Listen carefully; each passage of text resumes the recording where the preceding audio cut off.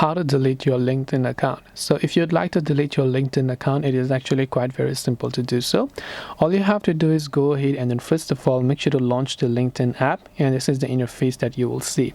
Currently you can see, just make sure to log into the proper account you want to delete. Tap on your LinkedIn profile from the very top left of the screen. Then you want to simply navigate towards the settings from the bottom left.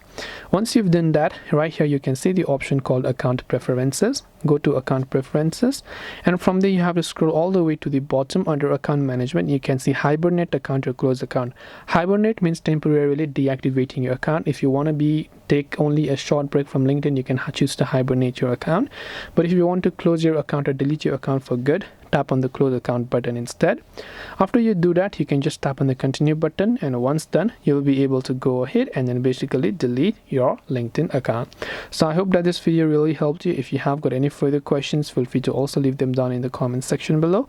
As always, thank you very much for watching till the end of this tutorial, and see you soon in our next video.